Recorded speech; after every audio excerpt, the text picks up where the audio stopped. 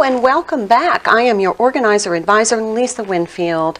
I'm your life enhancement coach, helping you create happiness, health, and harmony in your life.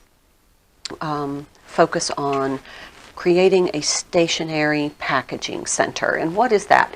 Well, it's a place where we store all of our supplies. This is kind of like a thematic organizing of stationery, greeting cards, thank you cards, packing supplies, so that we have everything in one dedicated space so it's easy to find and we can use it, and it helps us be proactive for getting those greeting cards in the mail on time. So let's just talk about how to create our stationery center. Now, location. Find a place that's kind of out of the way in your home. This won't take up a lot of space, but you want to have a place that's functional for you. It'd be great if it had a writing surface, but if you don't have a home office or an area in your home where you can create like a little home office environment in a corner, you can also use a basket, a bin, or even a vintage suitcase. And I'll post some pictures at the end of this video of some ideas of using a vintage suitcase. My husband put casters on the bottom. It rolls right under the bed. When I need it, I can roll it out, bring it into the living room or sit in a chair, and it's right. I have everything right there in a hard-sided vintage suitcase, and you can find lots of these at thrift stores. Find one that's really pretty for you. Some of them are leather, some of them really have very nice colors, but you can create a stationery packaging center in that vintage suitcase. Tuck it right in the bottom of a closet or under the bed, and it's good to go. Now, in our stationery center and packaging center, we're going to want to have a few items on hand. The first thing that we want, of course, are envelopes and stamps. Look, these are fun. My husband picked these out. Bugs Bunny stamps. He has a great sense of humor. So you want to have those on hand because you don't want to procrastinate by getting your greeting cards filled out and then it's like, oh, I don't have stamps. You know, when we're out running our errands, once in a while we want to go ahead and just check what our stamp reserve is, and if we need stamps while we're out running errands, stop at the post office and just pick them up. So that way we have them on hand, and it doesn't add kind of extra frustration to us when we're trying to get something in the mail on time and we just don't have time to run to the post office. Of course, your grocery store cashier may have stamps or their customer service, so check what is locally available to you as far as the closest way or the most where you go frequently in order to purchase stamps. Oops. Okay, some other things we want to have on hand in our stationery center.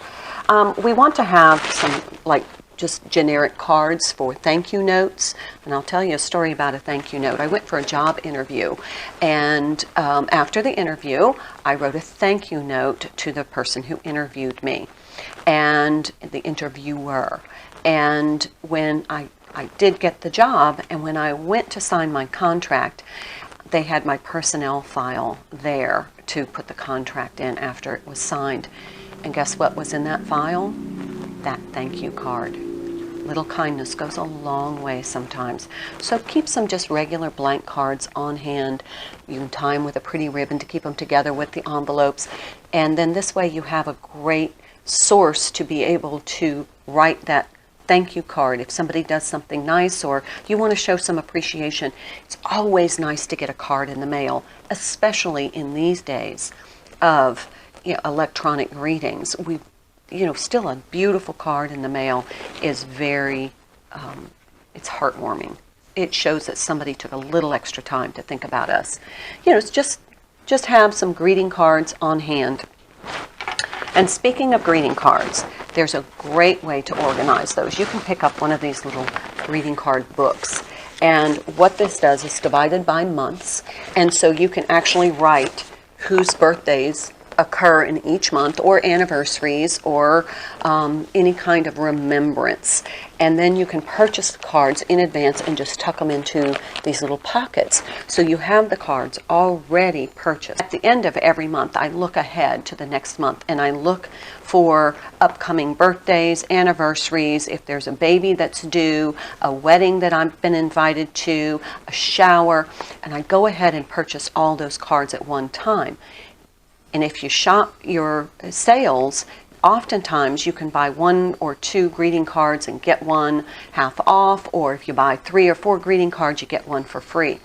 And so it's a great idea to stock up. You're always going to use birthday cards, anniversary cards, sympathy cards, wedding cards, baby shower cards, and then you have them on hand. So go ahead and buy a few in advance, and then that way you can organize them, or you can just put them in the front for like spontaneous card sending, you know, for something that you didn't anticipate, such as a sympathy card, or a baby shower, a baby announcement.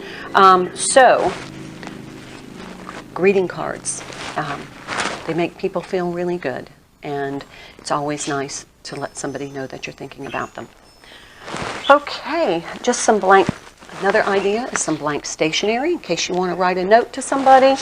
You know, thank your teachers, thank your police officers, your first responders, firemen, the cashier at the store that you go to. It's always nice to get a little card, and maybe a little, just a gift card for a nominal amount, just to let somebody know you appreciate their extra efforts to make your day special when you either go shopping, or just to know that those first responders are there for us when we need them. It's always nice to feel appreciated.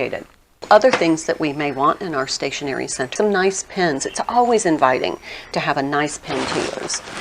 This one is my favorite, and so I just keep them in this little crystal vase, and that's part of my stationery center. It's just so inviting.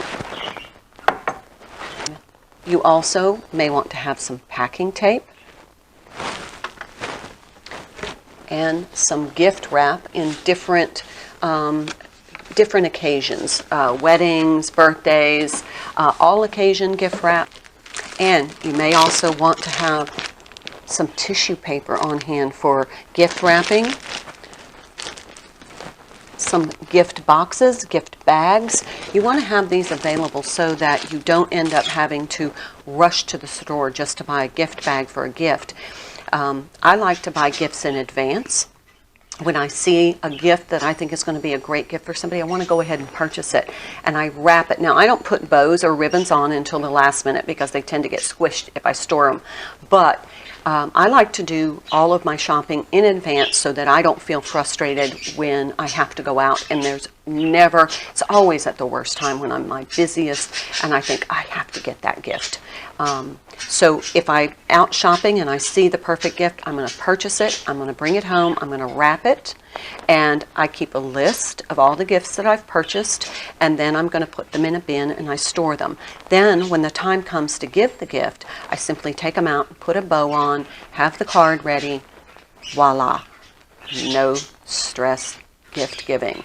If I need to ship a gift, I want to make sure I have my packing supplies so that I can get it in the mail on time, because that way I don't feel frustrated, and the recipients always appreciate being thought of.